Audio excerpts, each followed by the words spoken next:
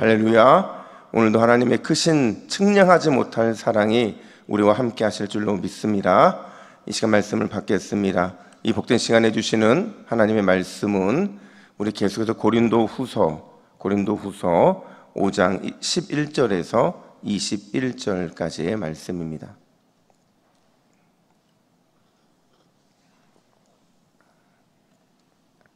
고린도후서 5장 11절에서 21절까지의 말씀, 새로운 피조물의 삶이라는 제목으로 오늘 말씀을 받겠습니다.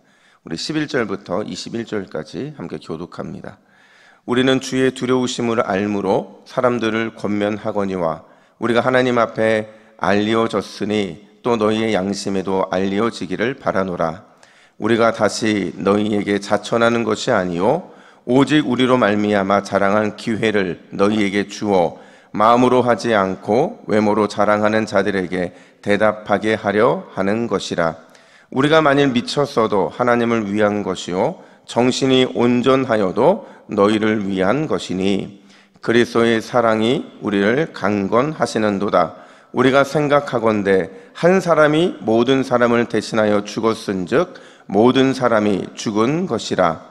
그가 모든 사람을 대신하여 죽으심은 살아있는 자들로 하여금 다시는 그들 자신을 위하여 살지 않고 오직 그들을 대신하여 죽었다가 다시 살아나신 이를 위하여 살게 하려 함이라. 그러므로 우리가 이제부터는 어떤 사람도 육신을 따라 알지 아니하노라.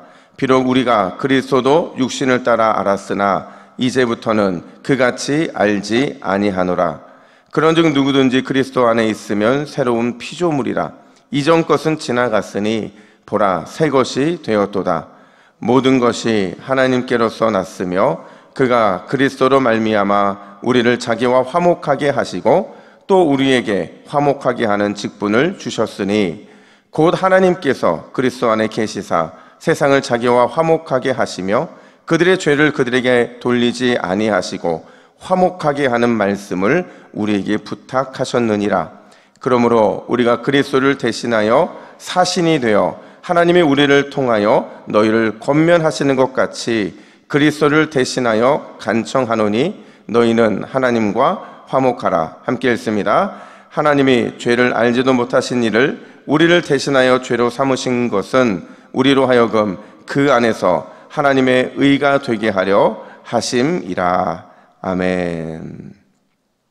어떤 책에 보니까요, 그러니까 세 종류의 사람으로 분류를 하는 걸 본 적이 있어요. 첫 번째는 환경지향적인 사람들이죠. 아마 대부분이 우리가 이럴 겁니다. 환경에 따라 움직이고 상황에 따라 수시로 변하고, 그래서 우리는 이런 사람들을 줏대 없는 사람들이라고 말을 해요. 또 두 번째로 자기지향적인 사람이 있어요. 그러니까 모든 게 내 중심적이어야 되고 내 마음에 들어야 되고 모두에게 인정을 또 받아야 되고, 그래서 가끔 우리는 그렇게 생각하잖아요. 지구도 나 때문에 도는 것 같이 느껴지는, 근데 그런 사람들이 있다고 말을 해요. 그리고 마지막으로 신앙지향적인 사람이 있는데, 우리 잘 아시는 것처럼 이런 거죠. 예수님이라면 과연 어떻게 하셨을까를 생각하는, 예수님의 마음에서 모든 것을 시작하는 사람, 그 사람을 신앙지향적인 사람이라고 말을 한다는 거죠. 당연한 질문을 좀 드려보면, 여러분 어떤 사람이 하나님이 기뻐하는 사람일까요? 당연히 세 번째 사람이겠죠. 근데 오늘 본문에 보면 바울은 뭐라고 확신 있게 말을 하냐면요, 17절은 이렇게 말을 합니다. 우리 17절 말씀을 같이 한번 읽어볼까요? 시작. 그런즉 누구든지 그리스도 안에 있으면 새로운 피조물이라. 이전 것은 지나갔으니 보라 새 것이 되었도다. 아멘. 바울이 얼마나 확신 있게 말하는지요, 원어를 보면 완전히 선포적인 말씀인 거예요. 너희는 새로운 피조물이다. 너희는 완전히 새로운 존재가 되었다라는 거죠. 근데 여러분 중요한 건요, 이 놀라운 일이, 물론 우리는 놀랍게 생각하지도 않지만 완전히 새로운 피조물이고 완전히 새로운 존재가 되었다라는 이 놀라운 일이 과연 어떻게 이루어져서 가능했느냐 하는 거죠. 바울은 오늘 뭐라고 말하냐면, 우리가 새로운 피조물이 될 수 있었던 이유, 완전히 새로운 사람이 될 수 있는 이유가 뭐냐? 우리가 누구 안에 있기 때문에 그래요? 그리스도 안에 있기 때문에 그렇다는 거죠. 예수 그리스도의 구속의 은혜 때문에 죄인인 우리가 생각하는 것도 행동하는 것도 말하는 것도 완전히 새롭게 될 수 있다라고 말을 하고 있는 거예요. 그러면서 오늘 본문은 우리에게 새로운 피조물인 너희는 어떤 사명을 가진 사람들인가라는 것을 두 가지로 설명을 해주는데요. 첫 번째로 우리의 모든 시작은 그리스도의 강권적인 사랑에서 출발을 해야 한다라는 사실을 오늘 바울은 말을 해줘요. 14절 상반절 보면 이렇게 말합니다. 우리 14절 상반절 같이 있습니다. 시작. 그리스도의 사랑이 우리를 강권하시는도다. 아멘. 여러분, 바울은요 자신의 상황도 바뀌고 처지도 바뀌고 자신의 인생도 참 많이 바뀌었지만 그런 상황 속에서 절대 잊지 않은 한 가지가 있었어요. 아니, 절대로 잊을 수 없는 한 가지가 있었던 거죠. 그게 뭐냐면요, 현재의 나는 절대로 십자가 없이는 불가능했다라는 거예요. 바울이 10년이 지나고 20년이 지나도 절대 잊을 수 없는 것은요, 현재의 나는 절대로 십자가 없이는 불가능했다라는 거죠. 십자가를 통한 예수님의 사랑이 지금 바울 자신을 만들게 했다라는 것을 말하고 있는 거예요. 제가 고린도후서를 반복해서 말씀을 드리지만 바울에게 있어서 고린도 교회는요 정말 아픈 손가락이었어요.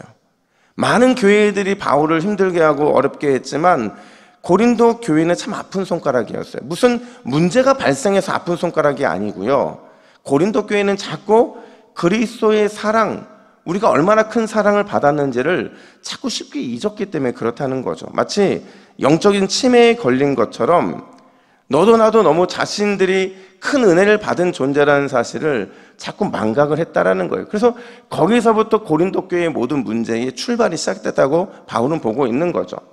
오늘 본문을 보면 바울이 대놓고는 얘기를 안 하는데 참 바울이 힘들었던 것 같아요. 12절에 보니까 바울은 또다시 자천에 대한 이야기를 합니다. 그러니까 사도권에 대한 공격을 여전히 받고 있었던 것이고, 또 13절에 보니까 미쳤다라는 평가를 받았어요. 여러분, 사람이 미쳤다라는 평가를 받는 것은 그 사람이 보이는 태도 때문에 그런 거거든요. 아마 이런 거겠죠. 여러분, 누군가가 비방을 하면 비방을 받은 사람은 어떻게 해야 상식적입니까? 똑같이 비방으로 해야죠. 누군가가 나에게 해를 가하면 똑같이 해를 가해야 세상적으로 봤을 때는 그게 옳은 것처럼 보여요. 근데 바울은 그렇게 하지 않았죠. 오늘 본문에서 읽진 않았지만 참고 인내하고 견디고 버티고 끝까지 그리스도인다운 모습으로 늘 살아가고자 했던 게 많은 사람들이 볼 때는 이해가 안 되는 거예요. 그래서 그게 미친 것처럼 보였다라는 거죠. 근데 중요한 것은요, 바울이 그런 고린도 교회를 끝까지 사랑하고 끝까지 포기하지 않았다라는 거예요. 왜요? 생각해 보면 바울도 자기 자신의 과거가 하나님 보시기에 아픈 손가락이었거든요. 나도 내가 아픈 손가락이었기 때문에 역지사지에 보면 고린도 교회보다 내가 더 하나님 앞에서 아픈 손가락이었기 때문에 나도 그 마음을 먼저 받아보니까 끝까지 사랑하고 끝까지 포기하지 않을 수 있었던 게 바로 바울의 모습이었다라는 거죠. 그 사랑을 잊지 않았던 것처럼, 내가 잊지 않았던 것처럼 고린도 교회 성도들도 언제든지 그걸 잊지 않기를 바울은 원하고 있는 거예요. 그게 바로 그리스도의 사랑이 우리를 강권한다라는 말의 뜻이고, 거기서부터 그 사랑이 모든 생각과 행동과 모든 판단과 말의 근거가 돼야 한다는 것을 말하고 있는 거죠.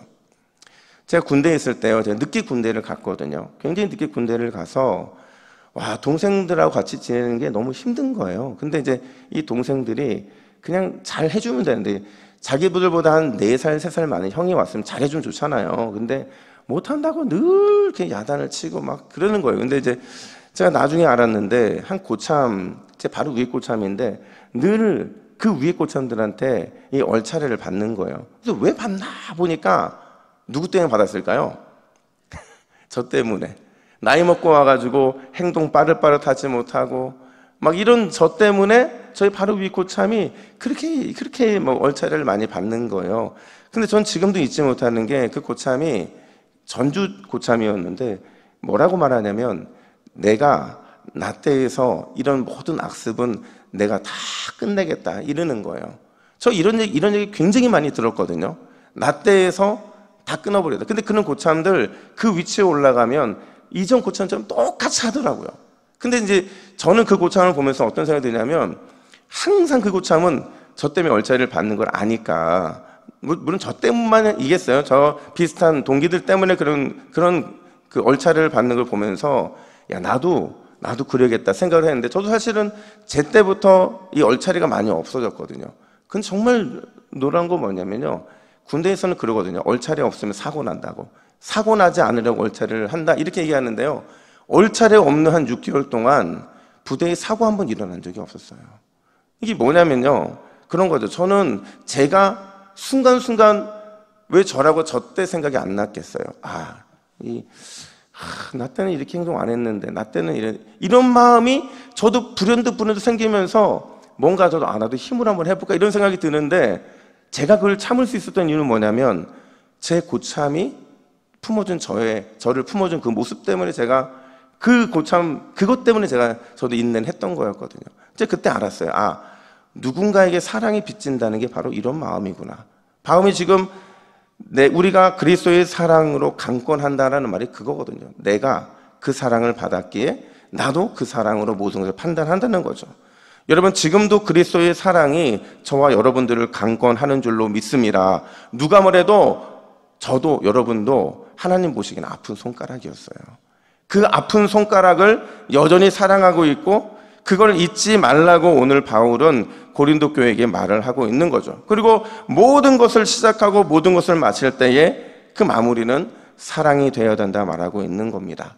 여러분, 오늘 우리가 기도할 때 기도하는 사람답다는 게 뭐냐면, 사랑으로 모든 것을 시작하고 사랑으로 모든 것을 마친다는 것을 말해주고 있는 거예요.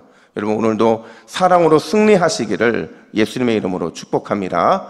뿐만 아니라 두 번째로 바울은 뭘 말하느냐, 우리는 하나님 나라의 사신이다, 대사다 이렇게 말을 해요. 우리 20절 말씀을 같이 한번 읽어볼까요? 20절입니다. 시작. 그러므로 우리가 그리스도를 대신하여 사신이 되어 하나님의 우리를 통하여 너희를 권면하는 것 같이 그리스도를 대신하여 간청하노니 너희는 하나님과 화목하라. 아멘. 여러분, 사신, 대사가 뭐 하는 사람입니까? 사신 대사는요, 그 나라와 그 공동체를 대표하는 공식적인 대변인이에요. 따라서 우리가 하나님 나라에 속해 있다는 것은 우리가 어느 나라 공식 대변인이라는 거예요?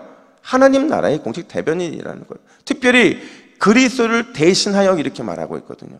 그러니까 그리스도를 대신해서 이 땅에 보내진 하나님 나라의 대변인이 바로 저와 여러분들이라는 거죠. 얼마나 대단한 사명입니까? 그냥 이 대사만 되는 것도 대단한데, 그리스도를 대신해서 우리가 대사로 살아간다는 건 더더욱 대단한 것 같아요. 중요한 건 그럼 하나님 나라의 대사의 역할이 뭐냐는 거죠. 우리 20절 말씀을 보시면 그 대사의 일을 하나님과 화목하게 하는 것이다 이렇게 말을 해요. 또 앞선 19절에 보면 세상을 자기와 화목하게 하시며 화목하게 하는 말씀을 누구에게 부탁하셨대요? 우리에게 부탁했다 이렇게 말을 합니다. 무슨 말이에요? 내가 하나님과 화목하는 것에 출발을 해서 거기서 멈추는 것이 아니라 사람과 사람의 화목뿐만 아니라 사람과 하나님과의 화목, 그게 바로 하나님이 우리를 대사로 부르신 이유라고 말을 하고 있는 거죠. 여러분, 옛말에 이런 말이 있어요. 싸움은 말리고 흥정은 붙이라는 거죠. 이게 뭐 정확하게 성경적이진 않지만 우리 믿는 사람들의 삶의 모습에는 이 말이 맞는 것 같아요. 왜요? 하나님 나라 대사로서 우리의 삶이 그런 거잖아요. 좋은 일은 항상 스펀지처럼, 좋지 못한 일은 항상 스펀지처럼 내가 흡수하고 나에게 끊어지게 하고, 좋은 일은 널리 퍼뜨려서 공동체를 이롭게 하게 만드는 것, 그게 하나님이 우리를 부르신 화목의 일이라는 거죠. 여러분, 예수님께서 오늘 여러분들을 기도의 자리를 부르신 이유는 바로 이 사명을 감당하게 하기 위함인 줄로 믿습니다. 항상 여러분들은 하나님 앞에 화목의 도구라는 사실을 기억하시고 그 은혜의 도구로 쓰임 받으시기를 예수님의 이름으로 축복합니다. 우리 함께 기도의 제목을 같이 읽습니다. 시작. 주여, 오늘 내 삶의 시작과 마침이 그리스도의 사랑이 되게 하옵소서. 하나님 나라의 사신답게 언제나 화목의 도구로 쓰임받게 하옵소서. 아멘. 함께 기도하겠습니다. 하나님 아버지, 오늘 바울을 통해 강권하는 이 강권의 사랑이 우리에게 넘칠 수 있도록 인도하여 주시고, 오늘도 하나님이 우리를 파송하실 때에 사신이요 그리스도의 하나님 나라의 화목의 사신이라는 사실을 반드시 기억하고 주 앞에 나아가는 모든 새벽 기도자들 될 수 있도록 인도하여 주시옵소서. 이 모든 말씀 예수님의 이름으로 기도하옵나이다. 아멘.